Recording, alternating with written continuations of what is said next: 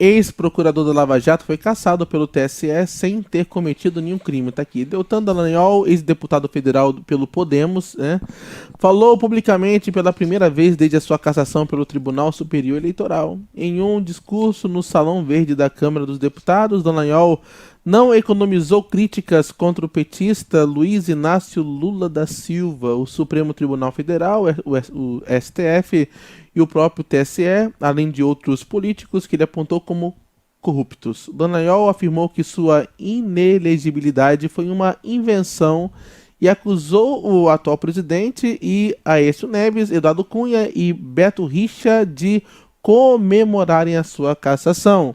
O sistema de corrupção, os corruptos e seus amigos estão em festa, segundo Dallagnol. Gilmar Mendes está em festa, Aécio Neves está em festa, Eduardo Cunha está em festa, Beto Richa está em festa. É um dia de alegria para os corruptos de festa. É um dia de festa para Lula, declarou. O ex-deputado enfatizou que a sua cassação foi motivada por vingança, resultado de sua atuação contra Lula na Operação Lava Jato. Ele mencionou o ministro Benedito Gonçalves, relator do caso do TSE, que disse: missão dada, missão cumprida, durante a diplomação de Lula, e acusou o Partido dos Trabalhadores de mover ação contra ele. O ex-deputado ainda denunciou uma inversão de valores, citando a manutenção de mandatos de políticos envolvidos em escândalos de corrupção, enquanto aqueles que combatem a corrupção perdem seus mandatos. Ele lamentou a decisão política do Supremo Tribunal Federal que reverteu a condenação de Lula por corrupção. Além disso, Dallagnol citou a Bíblia ao mencionar o Salmos 94:3, que diz: até quando os maus continuarão alegres? Até quando se mostrarão orgulhosos e se gabando de seus crimes? Ele também mencionou alguns personagens bíblicos, como José, que foi vendido pelos irmãos, Daniel, que foi lançado na cova, e o próprio Jesus. Dallagnol concluiu seu discurso afirmando que não está ali por um cargo, mas para um propósito. Ele expressou sua determinação em continuar sua luta pela liberdade e pela democracia, pedindo que outros que compartilham desses ideais se levantem como ele. Ele prometeu resistir aos abusos e à corrupção do governo. Abre aspas, nenhum tombo é capaz de me fazer desistir. Hoje é um novo começo para minha voz. A todos que lutam contra a supressão da liberdade e em defesa da democracia, peço que se levantem desse tombo junto comigo. Não permitiremos que o governo continue praticando tais coisas e a corrupção, conclui Deltan Dallagnol. Daqui. Presbítero Alessander, como você vê toda essa situação, como você enxerga, para os irmãos que não entendem muito o que está acontecendo, tenta passe dessa maneira bem prática, objetiva, o que o background, né? O que aconteceu antes, o que está acontecendo e o que com esta ação pode acontecer daqui para frente, agora com a palavra do Dito Alessander. Fala aí para nós. Essa situação do Dallagnol é muito importante, tá? Ela acho que é um marco na história jurídica brasileira. A história jurídica brasileira está repleta de situações em que os corruptos saem vencendo. Desde Sarney para cá, até antes do Sarney. Até antes do Sarney, se você puxar a história brasileira, é assim. Mas vamos colocar lá, da Constituição de 88 para cá, depois que os militares deixaram o poder, o que nós temos na Constituição de 88? Eles colocaram na Constituição de 88 um sistema de pesos e medidas em que o Senado fiscaliza a Suprema Corte, os ministros do STF. Os ministros do STF julgam o Senado, julgam os senadores. Ótimo, né? Eu protejo as suas costas, você protege a minha, né? Os senadores, você pega historicamente, quase todos envolvidos em corrupção. Sim. Eu estou falando de investigação oficial, investigação policial, denúncia, abertura de ação penal. Aí você vai lá e pega o resultado disso no STF. Tudo prescrito. Tudo prescrito. Empurravam isso com a barriga por anos, o crime prescrevia, sentava, engavetava o processo. O crime prescrevia e ninguém ia para a cadeia. Esse é o histórico que nós temos no Brasil da corrupção. Isso mudou quando? Mudou quando, na Operação Lava Jato, apareceram esse procurador e alguns outros com ele, né? Não foi só o Dallagnol, mas mais uns 4 ali com ele. E eles foram atrás, realmente, por causa da Operação Lava Jato, que realmente pegou, por acaso, uma operação. E no Brasil a corrupção, ela era, antes do governo Bolsonaro, tão espalhada, mas tão espalhada, que num simples negocinho ali embaixo, eles puxaram uma ponta e foram parar lá em Brasília. No Brasil é assim, toda vez que você pega um esquema corrupto, você vai parar em Brasília. Sempre tem um deputado federal, um senador atrás, quando o esquema é maior. Sim. Quando envolve dinheiro federal, é sempre assim. Então eles puxaram, a Polícia Federal puxou, pegou um depoimento daqui, descobriu um laranja ali, aí foi descobrir uma verba pública que entrava por um contrato que estava irregular, e foi puxando, chegou no PP, chegou no PT, chegou na Petrobras, chegou nos Correios, chegou naquele camarada que era o que, vamos dizer assim, o que centralizava todo o ato corrupto. E aí você tem JBS, você tem Odebrecht, você tem fundo dos Correios quebrando, você tem Petrobras, você tem aquela história toda, né? Que a gente já sabe. Aí eles vão dizer aqui, não aconteceu nada na Petrobras.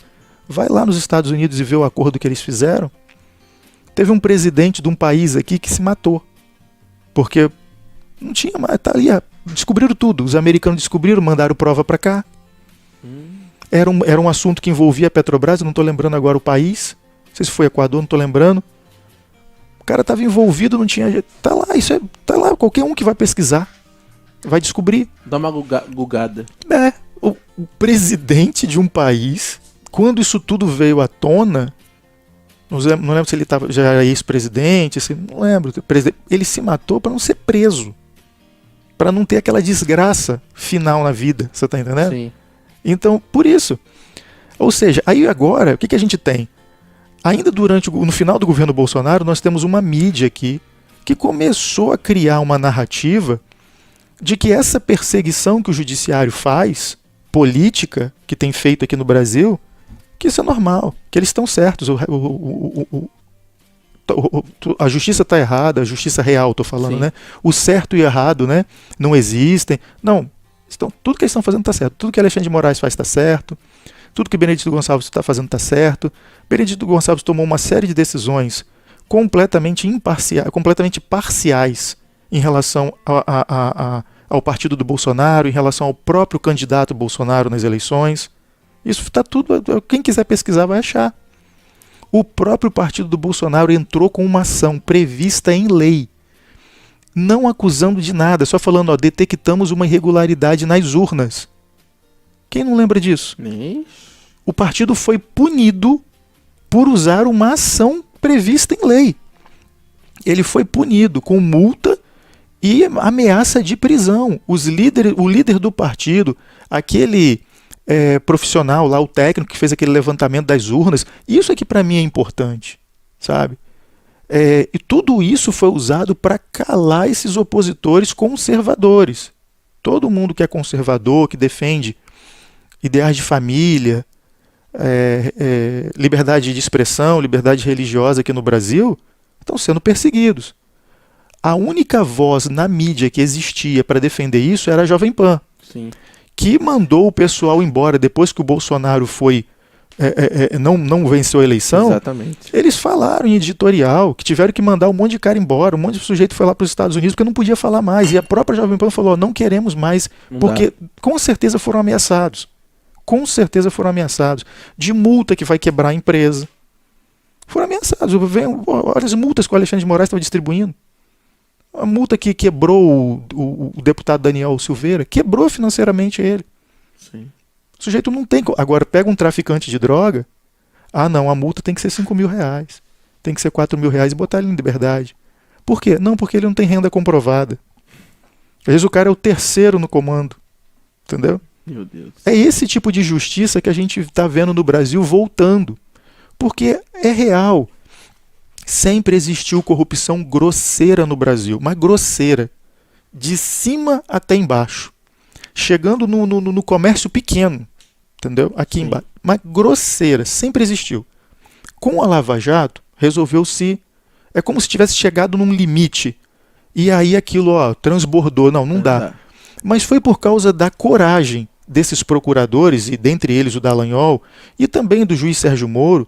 Podem questionar a pessoa do Sérgio Moro em várias atitudes dele depois de que abandonou a magistratura, mas foi corajoso como juiz. Porque imagina o quanto de ameaça não sofreu ele e a família. E o povo o apoiou. E na época a mídia foi apoiando ele porque ele estava como uma figura celebridade, né? Sim. Porque o povo realmente queria ver esses corruptos sendo punidos. E fizeram aquilo ali. Só que por causa desse combate à corrupção, o conservadorismo cresceu e elegeu o Bolsonaro, que estava fora do cardápio. No Brasil sempre foi assim. O poder instituído, que a gente chama de establishment, né? Os poderosos constituídos, eles têm ali, eles não estão em consenso com muita coisa, mas eles, vamos dizer assim, na disputa de força entre eles, é aquela história assim, ó, eu quero fulano, o outro, não quero. Não, também não quero fulano. Mas vamos fazer uma lista de quem você não desgosta e quem eu não desgosto, vamos colocar assim, né? Vamos chegar numa lista comum. Existem uns nomes que aparecem. Esses nomes vão ganhando projeção, porque eles não sofrem a resistência desse poder. A mídia não ataca, entendeu? É o famoso teatro das tesouras, né? Exatamente. Então aí o que acontece? O Bolsonaro foi aquele malucão, estilo Enéas, que corre por fora. E o poder olhou aquilo e falou assim, a gente já está acostumado com isso, ele fica correndo ali por fora, não dá nada. É o novo Enéas. Não, vai dar nada. Aí vai chegando na reta final da eleição e o sujeito está na frente, nas pesquisas. Só que as pesquisas fraudadas, né, aquelas pesquisas compradas, diziam que ele não estava na frente, não. Aí o poder começou a se preocupar e falou, peraí, eu quero uma pesquisa real, essa pesquisa é para enganar os outros, não é para enganar a mim não, né? Mas enfim, no final das contas, por um descuido do poder, o Bolsonaro entrou. E o Bolsonaro entra e realmente ele vem de fora desse circuito. É só ver a agressividade com que toda a imprensa se voltou contra ele, independente do que ele defendia. Então você vê claramente que ele era um corpo estranho naquele sistema corrupto. E aí começou-se o que desagradou o sistema corrupto? O que desagradou a Suprema Corte da época? O que desagradou a Suprema Corte foi o Bolsonaro levar para a mídia que existia lá uma situação em que Itaipu Binacional pagava um congresso para irem esses ministros da Suprema Corte com a família e tudo pago. Em lugares como só Dubai, Jurerê Internacional, esses lugares, sabe? Esses lugares assim. Não estou falando que é especificamente esse, mas lugares assim. Sim, tem, sabe? Onde o congresso, coincidentemente, acontecia onde eles queriam tirar férias. Vão no Cairo, no Egito, vai no... Não sei se... não me recordo agora, assim, não sei o lugar. Mas o que acontece? O Bolsonaro foi lá e cortou isso. Aí o que acontece? Esse pessoal, eles têm uma vaidade extrema. Olha, tá me desagradando? Não dá mais, não. Eu vou começar a atacar de volta. Aí começou a fazer coisas, por exemplo, controlar atos do governo de forma ilegal, inconstitucional, coisa que o tribunal, a Suprema Corte, a jurisprudência da Suprema Corte nunca admitiu, começou a admitir. Não, até nosso entendimento agora mudou. Mudou porque é o fulano que está desagradando meus privilégios, entendeu? Sim. Essa é a realidade. Então a gente vê isso politicamente acontecendo. Só que isso está ganhando uma proporção tão grande que tem que botar freio. Isso sempre existiu. Agora, a Suprema Corte foi usada como ponta de lança contra o Bolsonaro para realmente ele não voltar. Isso ficou claro. Tudo aquilo que ele prometeu em campanha, ele foi para cumprir. E você via que tinha que ser resolvido politicamente. Ou seja, ou o Senado vai lá e vota para derrubar o decreto, vota um decreto legislativo, o decreto presidencial estou me referindo, né? Tudo tinha que ser feito pela via constitucional. Começou a fazer o quê? A Suprema Corte começar a vir e derrubar com liminar de um único ministro decretos presidenciais, dando liminar para suspender. Suspender não tem eficácia enquanto não julgar que essa ação, coisa que não fazia, e usando o argumento de controle pelo mérito. A conveniência e oportunidade, o tribunal nunca controlou. Ela controla só a formalidade, ou seja, a legalidade ou não daquilo de acordo com a Constituição. Começou por aí. Isso foi avançando porque ninguém botou freio. Exatamente. A mídia está cantando uma narrativa, passando a mão na cabeça desses ministros que estão extravasando as suas competências, e o povo está assim assistindo. Só que isso está indo para um ponto em que nós vamos acabar deixando aparecer rei aqui no Brasil. Eles vão viver como reis. Daqui a pouco eles vão dizer quem vai para a cadeia e quem não vai. Como eu estou falando aqui. Para botar um traficante, para manter um traficante na cadeia é difícil. Agora, para prender um deputado tá fácil. Para prender um senador tá fácil. Que negócio é esse? Entendeu? Pessoas que foram eleitas, tá desfazendo a vontade popular das urnas. Desde que eu estudo direito, o que há de mais rígido e protegido é a soberania do voto. Para mudar isso, tem que ter um motivo assim muito grosseiro. Como, por exemplo, o sujeito foi descoberto depois que o sujeito na campanha desviou dinheiro, ameaçou, Exatamente. sabe? Para poder... Se não for uma coisa assim muito absurda que desequilibrou o processo eleitoral e tornou aquilo ali questionável, tem que se respeitar a soberania do voto. Todas essas coisas que eu estou falando aqui sempre foram... Isso é a jurisprudência de mais de 30 anos da Suprema Corte. Que esse pessoal que está lá agora muda de um dia para o outro conforme quem está na cadeira. Eu digo na cadeira do réu. Nossa. Conforme o nome que está na capa do processo muda. E eles estão dizendo isso claramente. Foi o que aconteceu com o Dallagnol. Só fiz esse resumo para poder encaixar. Para os irmãos entenderem que o caso do Dallagnol não diz respeito só ao Dallagnol. Isso aí. Eles estão claramente protegendo os próprios privilégios, porque no governo Bolsonaro quis se fazer uma reforma. O Paulo Guedes era muito claro, ele achava que os privilégios de servidor público no Brasil, do alto escalão para baixo, todos, tinham que diminuir esses privilégios, e é verdade. Sim. Nós temos uma massa de trabalhadores no Brasil que paga pela própria aposentadoria e a aposentadoria do servidor público, porque o servidor público ele aposenta com os mesmos benefícios. E alguns benefícios que são dados para o sujeito que está lá na ativa, vêm também para o sujeito que já não está trabalhando mais e que não fez por merecer aquilo ali. Isso aí. Foi uma coisa que aconteceu posterior, mas recebe. São privilégios que eles não têm como pagar, os servidores públicos, e isso vem de uma massa de trabalhadores. Isso começou a ser discutido. Os privilégios de juiz de Suprema Corte, entendeu? E não estou falando de pequena coisa, não. Aí eu estou falando realmente do envolvimento do poder. De onde coisas de bastidores são muito maiores do que esses privilégios que aparecem lá oficialmente no contra-cheque.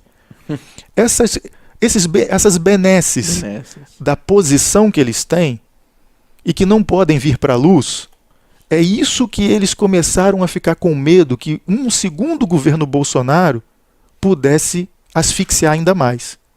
Um governo conservador pudesse asfixiar ainda mais. Para isso valeu urna eletrônica com o mesmo número, vários equipamentos com o mesmo número que até hoje não foi explicado e não vai ser. Porque o ministro Alexandre de Moraes, pelo TSE, mandou simplesmente parar aquilo tudo, não apurar, não fazer nada. Aí eu pergunto, o brasileiro não quer saber se milhares de urnas com o mesmo número, é como se fossem vários carros com o mesmo chassi. Como é que eu vou saber se essa urna que apresentou esse boletim de urna saiu do meu colégio eleitoral ou saiu lá da casa do fulano de tal? Porque eu não sei onde fica isso tudo. Entendeu? Eu só sei pelo número dela. Foi isso que o partido do Bolsonaro questionou e o Alexandre de Moraes mandou matar. E a mídia calou a boca, assim, não querem que lembrem. É isso que esse pessoal da oposição vai querer ficar levantando e eles estão perseguindo. Durante o processo eleitoral, esse Benedito Gonçalves, que é extremamente amigo do Lula, que todo mundo sabe, isso é fato notório, ele era o nome que quando o Lula era presidente, ele queria que entrasse numa vaga na Suprema Corte. Veio o governo Dilma, e o Lula queria que quando ela escolhesse esse Benedito Gonçalves. Ela não escolheu ele. Mas era a escolha do Lula.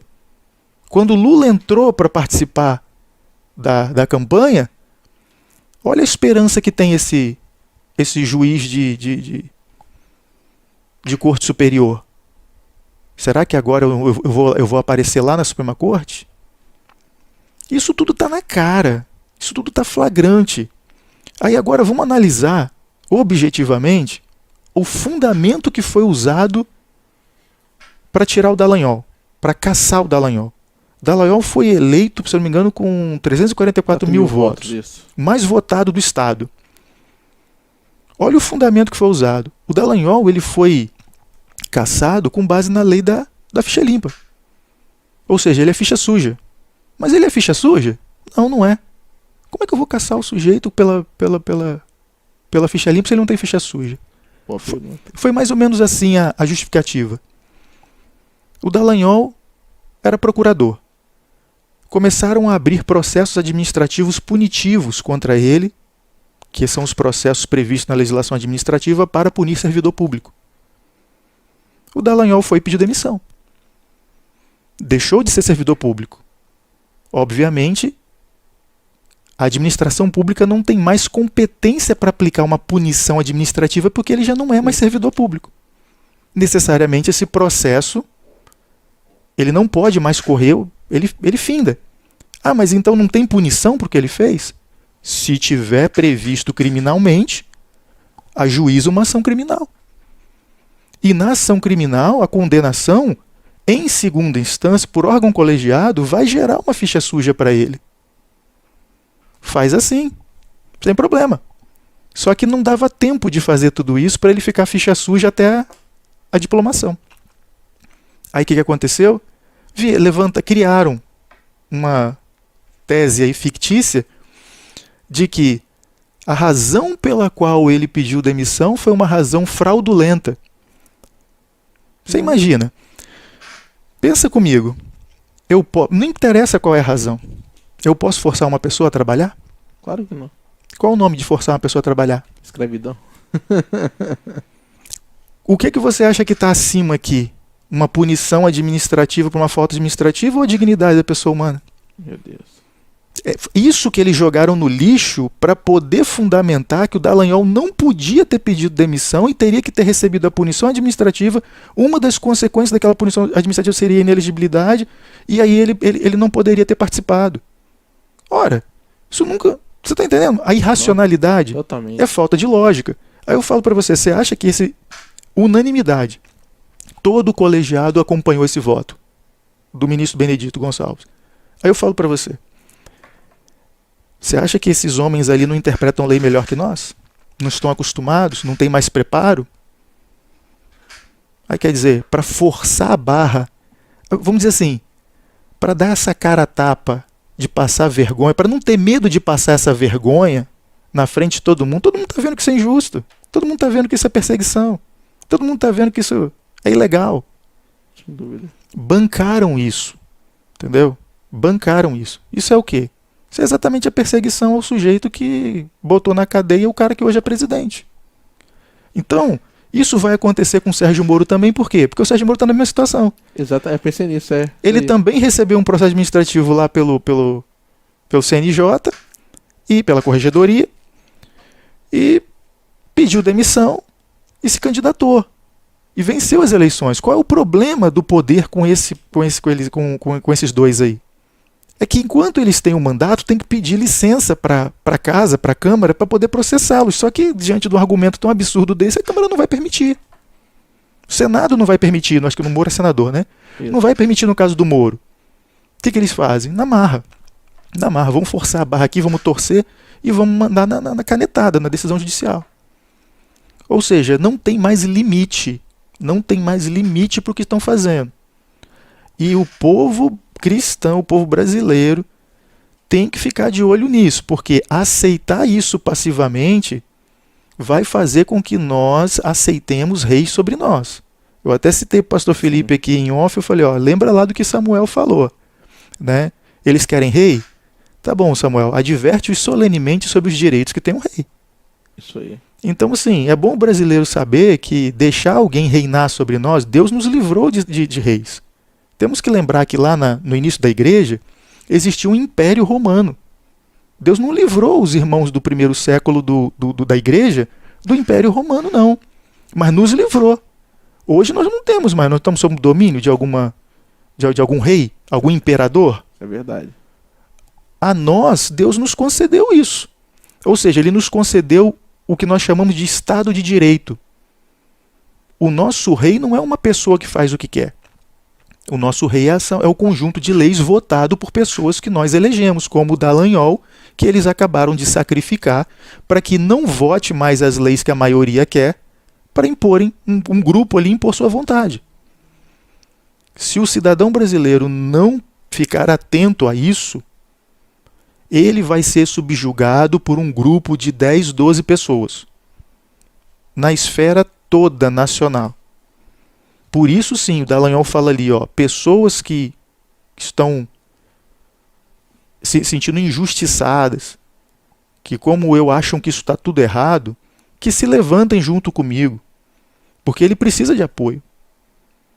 E o apoio a ele não é apoiar a pessoa do Dallagnol, é apoiar o nosso sistema legal, para que um grupo de magistrados que estão abusando do poder, abusando da autoridade, parem de fazer isso.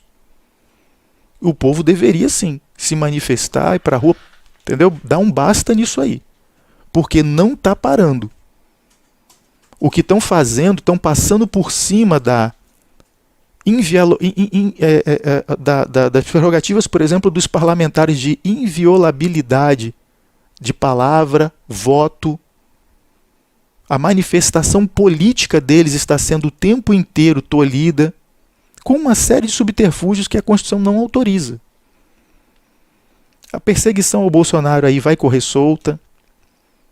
Daqui a pouco vão querer prender ele por cartão de vacinação. Eu volto a falar. Tem o sujeito da mala, lembra daquele apartamento com aquele monte de mala de dinheiro? Esse sujeito está solto. Ixi. E ele vai pedir o dinheiro de volta. O processo dele foi anulado. Ele vai pedir esse dinheiro todo de volta aí, se bobear.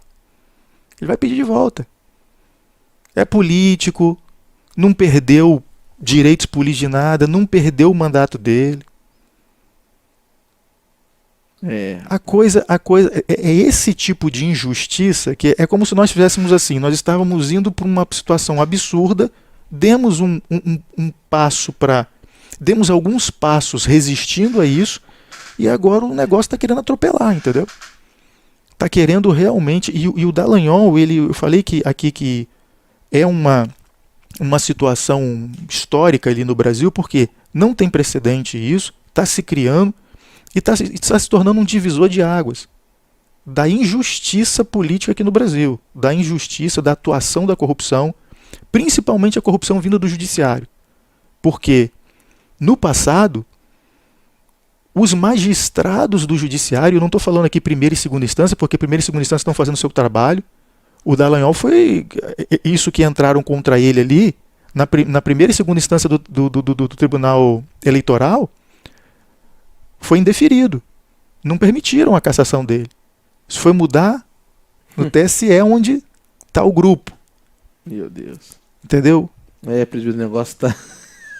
Entendeu? Mais fundo do que a gente imaginava, hein? Tá, ué. A situação hoje envolvendo ministros da Suprema Corte, ministros de tribunais superiores, tá muito estranha. Demais. Mas muito estranha. Eles se uniram numa espécie de corporativismo.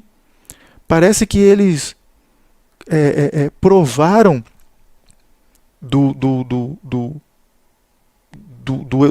tipo assim, eu faço o que eu quiser. E não querem largar. Não querem largar mais. Não querem largar. Só estão escalando, né? Isso. E eles estão partindo daquele pressuposto do seguinte: se atacar a pessoa certa, por exemplo, você vai atacar a oposição. Você não vai atacar o sujeito o partido que está na situação, né? Você vai atacar a oposição, desde que aquele pessoal do partido que está ali seja seu próximo ali de alguma maneira. Então, o que nós vemos é isso daí. Meu Deus. Os atos... por exemplo, eu posso citar aqui uma situação que aconteceu que também precedente. Enquanto eles anulavam todos aqueles decretos que era promessa de campanha que o Bolsonaro editava, Isso. O Mourão, no último dia de governo, o Bolsonaro tinha viajado, ele estava como presidente em exercício. Ele trouxe uns decretos tributários, reduzindo o tributo no último dia. Pela nossa norma constitucional, como ele fez isso no último dia do ano, tem que ser respeitado uma coisa que a gente chama de anterioridade nonagesimal, pelo menos, ou seja, 90 dias. Para não surpreender o contribuinte, se aquele decreto for revogado, ele tem que valer, aquela redução tem que valer por pelo menos 90 dias, para deixar as pessoas se prepararem de qualquer mudança na norma tributária. Isso sempre foi respeitado. O Lula pegou e falou assim, não, mas ele fez isso aí, está prejudicando o meu governo, a arrecadação, ele fez isso para prejudicar a minha arrecadação. Olha, como é que vai se saber isso? Não tem prova nenhuma disso.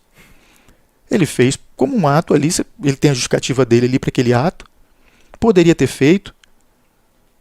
O Lula pegou e entrou com uma ação de inconstitucionalidade contra esses decretos. Eu falei, cara, eu como advogado ali, falei, não ganha, não tem precedente disso nenhum. Quem já tentou não ganha. Com essa base, com esse argumento, o que tá na minha cabeça, o que eu acho, pasme. Vê a decisão. Olha, inconstitucional. Inconstitucional o decreto do Mourão e o decreto que o Lula revogou no dia seguinte, mantiveram. E tem que pagar. Não vai ter aquela redução por 90 dias. Nunca tinha visto isso. meu Deus. Eu advogo na área fiscal há 20 anos. Nunca vi isso. Por aí estou falando, o negócio vale tudo para quem aparecer um grupo. Tem um grupo aí. Tem um grupo que tribunais superiores, Suprema Corte, Presidente da República, Senado, tem um grupo que está alinhado de uma forma que passa por cima da legalidade, passa por cima da constitucionalidade e não está sendo parado. Não sei aonde vai parar, entendeu? Mas que tem que ser... Se deixar esticar demais a corda, fica mais doloroso depois. Fica. Entendeu? Presbítero, hein? Que aula, hein? Que aula! E enquanto isso, o pastor Samuel França mandou um áudio aqui. Vamos ouvir. Fala, pastor Samuel. A paz do Senhor, meus irmãos. Estou acompanhando aqui a palavra do nosso querido doutor presbítero. E realmente tem que tomar bastante remédio para acalmar. Se não for o Senhor, a gente já estaria desanimado, né? Mas com o Senhor temos ânimo. Você veja que o mesmo braço da lei, que agora injustamente puniu Deltan Dallagnol, não fez a mesma coisa com a empichada Dilma Rousseff, que foi empichada, deveria estar inelegível por 8 anos e por uma canetada, o ministro do Supremo a tornou elegível, né, mas não foi eleita no Senado de Minas Gerais. Se não for o Senhor, a gente perderia o ânimo. Mas o Senhor nos dá ânimo todos os dias, apesar dessas injustiças. O Senhor é a nossa força, nosso juiz, advogado e a nossa testemunha fiel. Pastor Felipe, presbítero, doutor, irmãos amados, Igreja Sem Paredes, a paz de Cristo Jesus. A paz. Paz do Senhor. Em tempo, eu queria parabenizar nosso presbítero Alessander, doutor Alessander, pela brilhante análise, sim, com a sua maestria, a sua diplomacia e a sua sabedoria que Deus deu. Parabéns, querido presbítero, um abraço. Um abraço, um elogio desse vindo do pastor Samuel. Você zerou a vida. Fico até encabulado, agradeço muito, muitíssimo mesmo. Maravilhoso. Por isso que eu fiz questão de trazer esse tema, que eu sabia que o presbítero iria passar uma visão muito mais clara, né? Bem clara, bem didática pra gente aqui.